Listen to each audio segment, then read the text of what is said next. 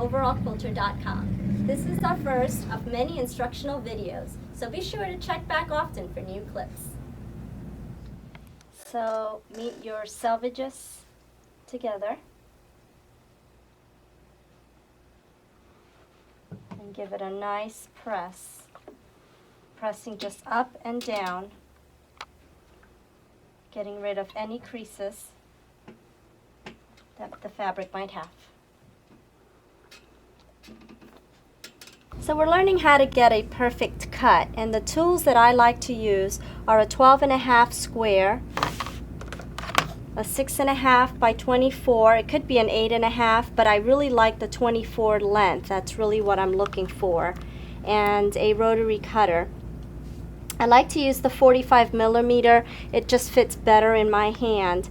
60 millimeters are nice for when you're going through multiple layers. So let's get started, and we've taken the fabric over to the ironing board. We have met our selvages. Very important to get that grain to sit nice and straight. We're going to lay it on our mat. I am using a 24 by 36 size mat for the length and the width. The bigger the mat, the easier it's going to be for me to get a nice perfect cut because of the room that you have. So we're going to take the 12.5 inch square and lay it right on top of our fold, ensuring that we have a nice straight edge.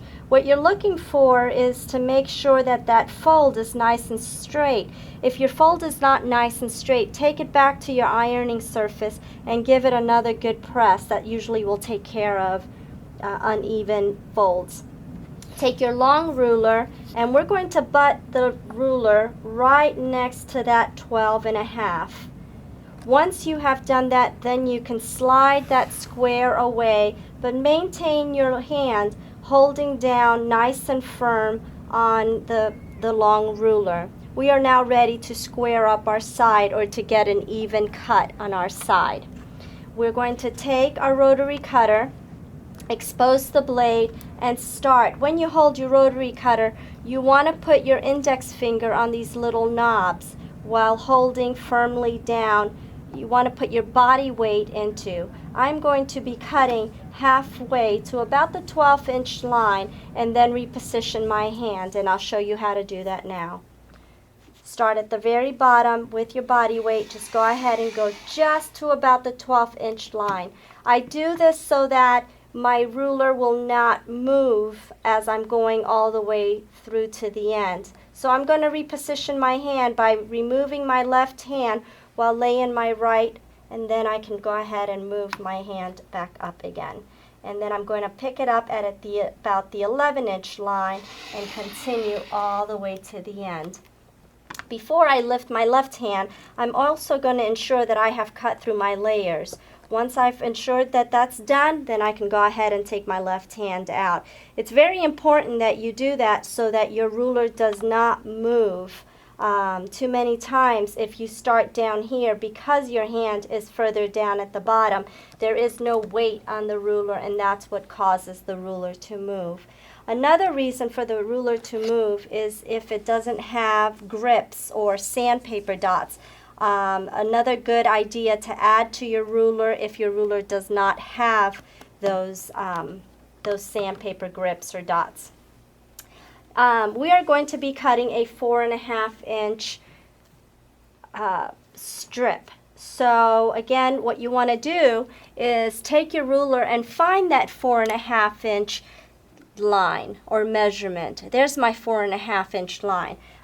So I've laid my ruler so that the 4.5 inch measurement is lined up on the edge of my fabric, and I'm also making sure that my fold is nice and straight. So there's my line, ensuring that that's nice and straight.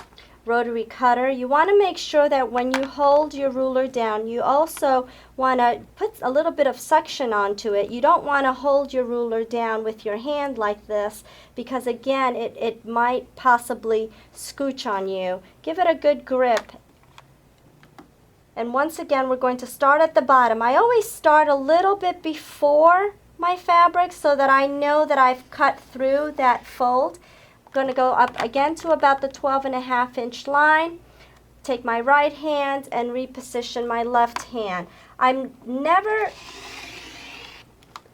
do I want to go backwards with my rotary cutter, because you end up cutting and getting little slivers all through. So make sure that you start at the 12.5 where you left off and go completely forward towards away from you.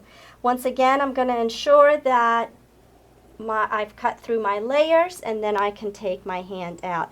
And that is how you get a perfect cut.